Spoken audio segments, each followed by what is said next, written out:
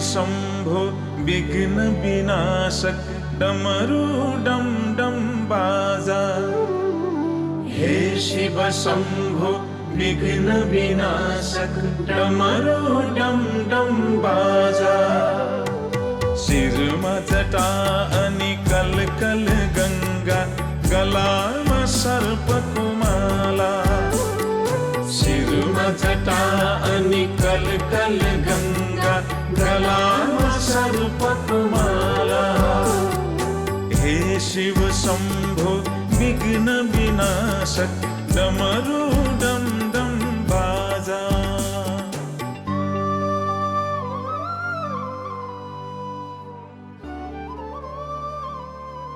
श्री गणेशाय नमः। श्री स्वस्थानी परमेश्वरी को कथा। चंदन अक्षता फूल लिएर हात जोड्ने। यम ब्रह्मा वरुणेन्द्र रुद्र मरुत स्तुवन्ति दिव्यैस्तवे। वेदे साङ्गपद क्रमोपनिषदे गायन्ति यं सामगा। ध्यानावस्थित तद्गतेन मनसा पश्यन्ति यं योगिनो। यस्यान्त न विदुषुरासुरगणा देवाय तस्मै नमः। श्रीमन्चन्दन चर्चितो जलवपु शुक्लाम्बरा मल्लिका। मालालंकृत कुंडला प्रविलसन् मुक्तावली शोभिता। सर्वज्ञान निदान पुस्तकधरी रुद्राक्ष मालाधरी।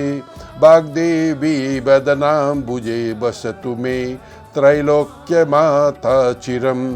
मूकं करोति वाचालं पंगुलंघयते गिरिं। यत्कृपातमः वन्दे परमानन्दमाधवम्। नमो भगवते तस्मै व्यासाय अमिततेजसे। यस्य प्रसादाद् वक्ष्यामि नारायण कथामिमाम्।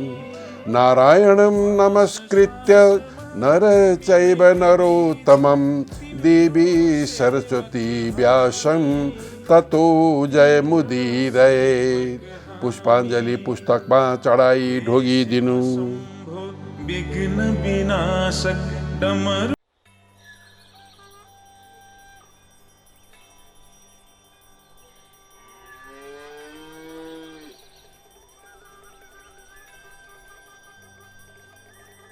श्री स्वस्थानी व्रत कथा। श्री गणेशाय नमः। द्वादशोध्याय। कुमारजी आज्ञा गर्नुहुन्छ हे अगस्त्य मुनि। त्यति भएपछि एक दिन श्री महादेवले चित्त सम्हाली हेर्दा सती देवीको शरीर आफूसित रहेनछ भन्ने थाहा पाउनुभयो।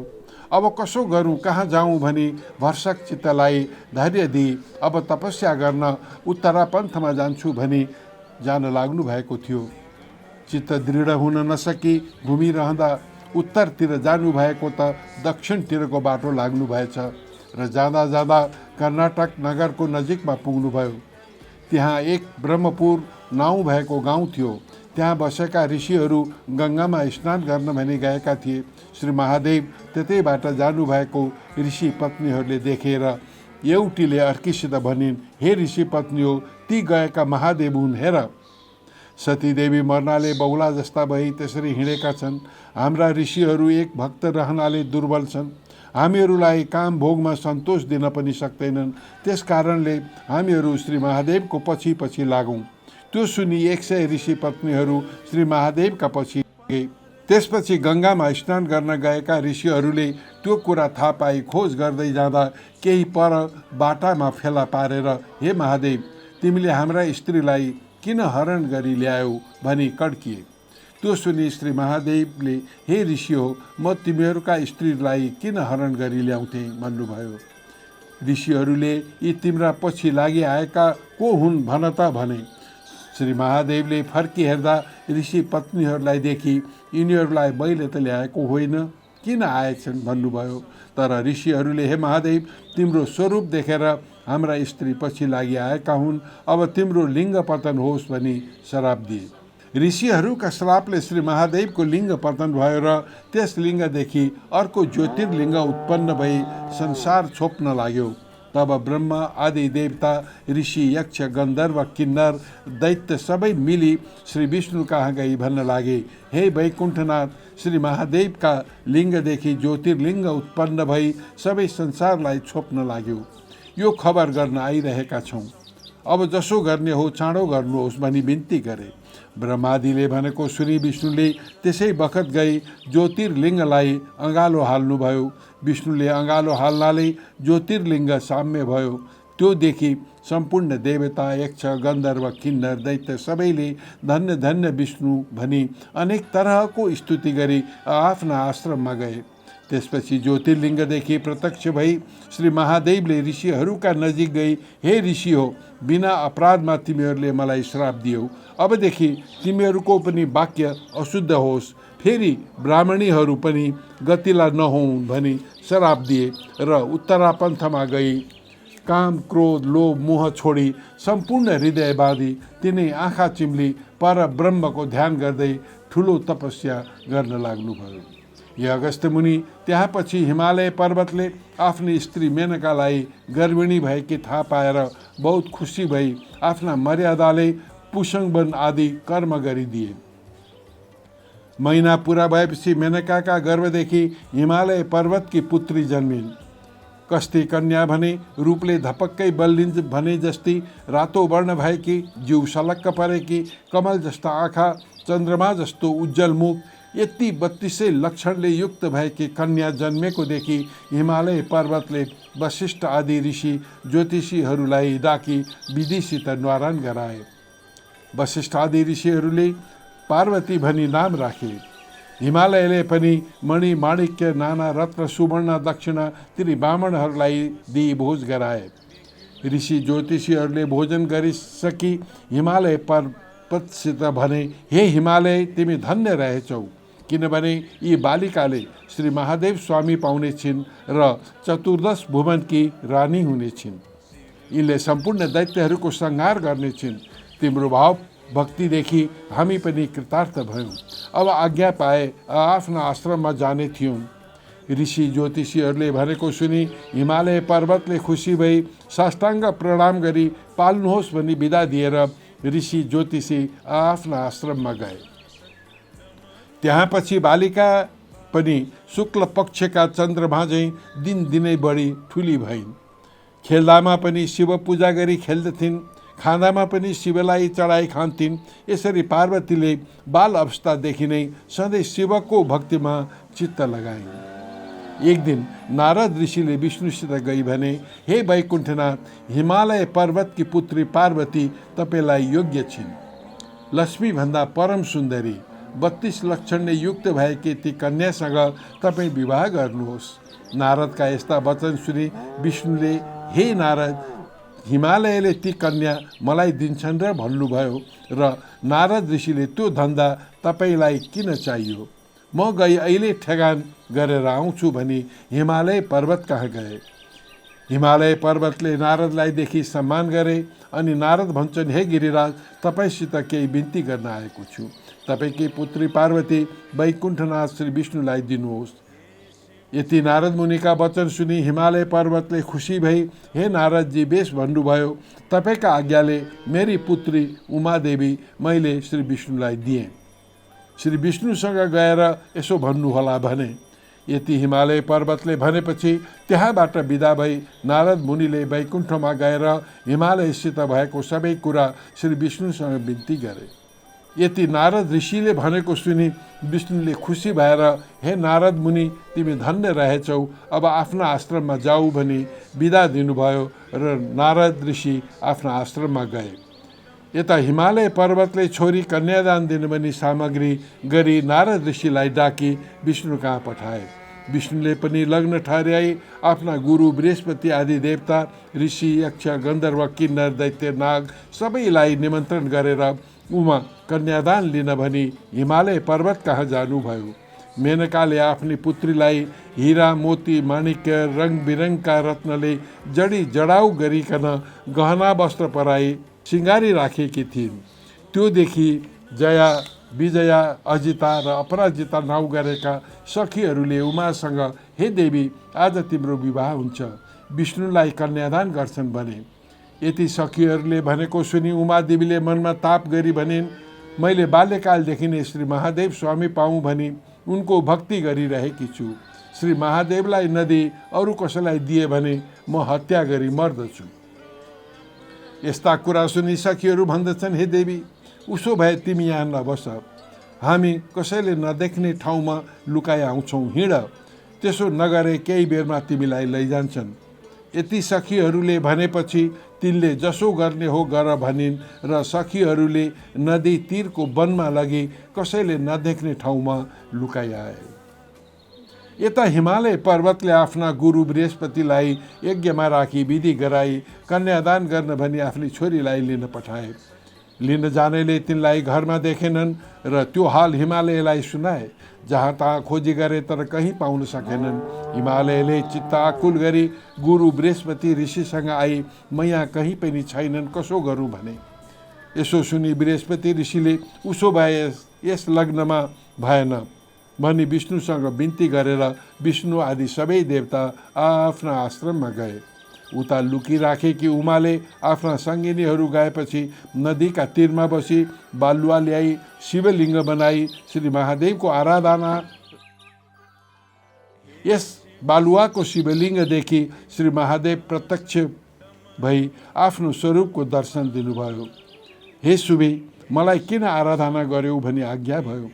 तिनले, हे जगदीश्वर, मैले बाल्यकालदेखि नै श्री महादेव स्वामी पाऊँ भनी हजुर उप उपासना गरेकी छु। मेरा पिता हिमालय पर्वतले विष्णुलाई कन्यादान गर्न लाग्दा भागी यहाँ आई लुकिरहेकी छु, रक्षा गर्नुहोस्, मसँग खुसी भई बक्सियोस् भनी बिन्ती गरिन्। श्री महादेवबाट, हे देवी, तिम्रा बाबा महतारीले कन्यादान नगरी मैले स्त्री भन्नु भएन भनी आज्ञा हुँदा फेरि तिनले, हे ईश्वर, जसो गर्ने हो मलाई उपदेश गर्नुहोस् भनिन्। त्यसपछि श्री महादेव आज्ञा गर्नुहुन्छ, हे देवी, विष्णु आई तिमीलाई जस्तो उपदेश गर्लान् तिमीले उसै गर्नु। यति श्री महादेवले आज्ञा गरेको सुनि तिनले हवस् भनी साष्टाङ्ग प्रणाम गरिन् र श्री महादेव अन्तर्धान हुनुभयो। त्यसपछि उमा घर गइन् र हिमालय पर्वतले तिनलाई आएको देखि रिसाएर त कहाँ गएकी थिइस् भनी सोधे र तिनले, हे पिता, केटाकेटीदेखि नै श्री महादेव स्वामी पाऊँ भनी मैले उनैको आराधना गरिरहेकी छु। तपाईँले विष्णुलाई कन्यादान गर्न लाग्नुभयो र म लुक्न गएकी थिएँ भनिन्। यति आफ्नी पुत्रीले भनेको सुनि हिमालयले नारायणका दिन वशिष्ठ आदि ऋषि ज्योतिषीले भनेको कुरा सम्झी चुप्प लागे। अनि पछि उमाले कहिले विष्णु आउलान् भनी श्री महादेव स्वामी पाउनका निमित्त नाना तीर्थ, व्रत, दान, धर्म, जप, तप, यज्ञ गर्न लागिन्। तिनले यसरी भक्ति गरेको देखि श्री विष्णुले शङ्ख, चक्र, गदा र पदम लिई गरुडमाथि सवार भई तिन कहाँ आई, हे देवी, तिमीले नाना तीर्थ, व्रत, दान, धर्म, यज्ञ, जप, तप गरेको देखि म खुसी भएँ, वरदान ल्याऊ भन्नुभयो। त्यो सुनि तिनले, हे परब्रह्मन, म अरू के वरदान मागु, श्री महादेव स्वामी पाऊँ।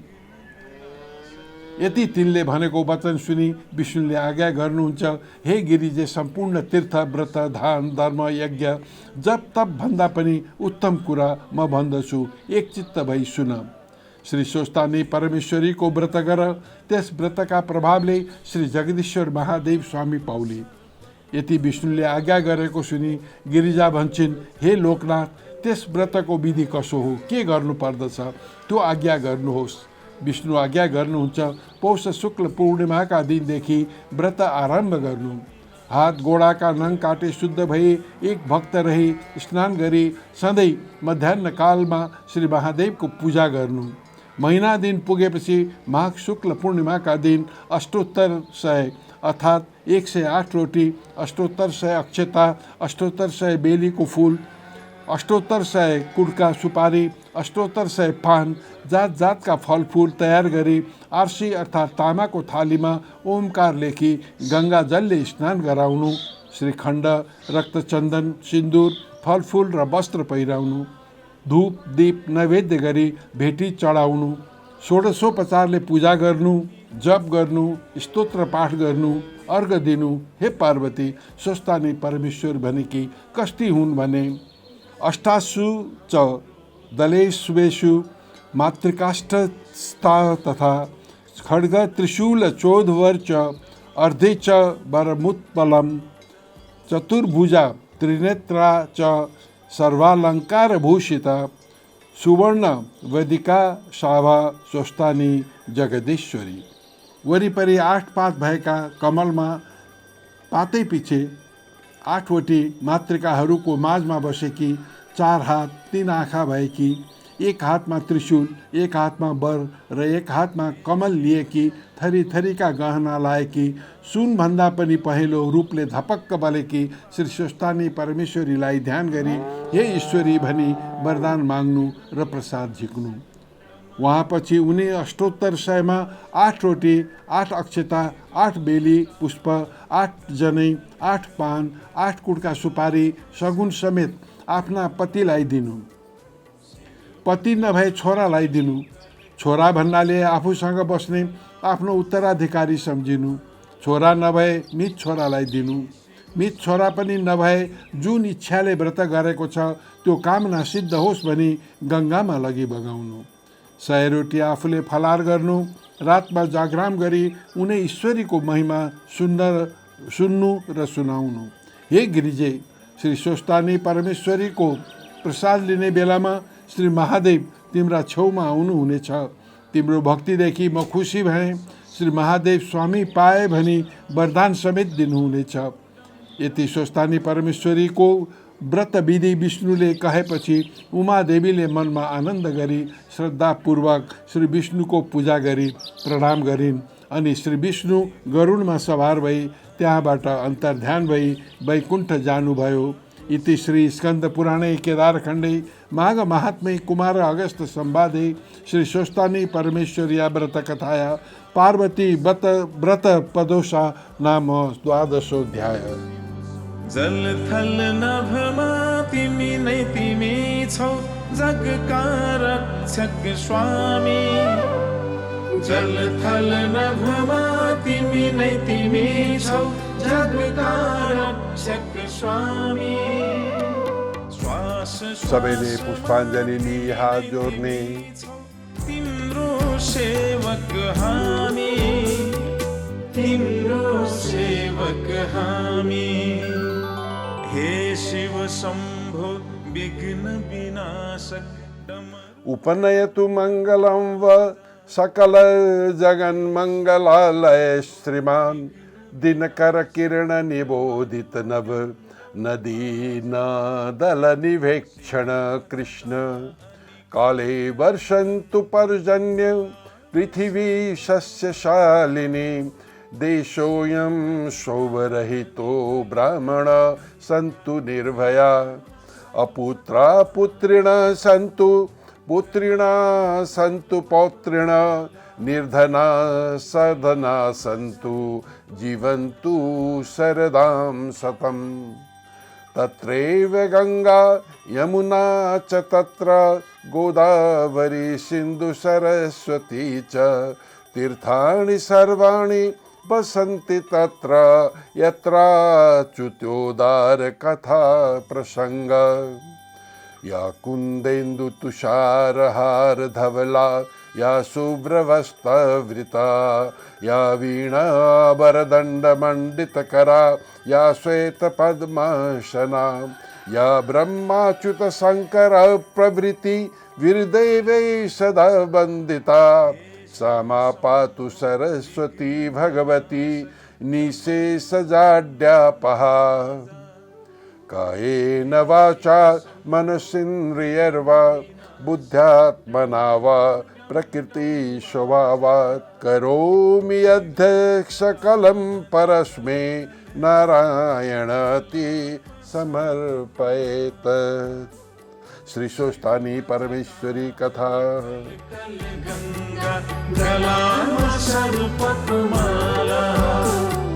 हे शिव शंभो विघ्न विनाशक डमरू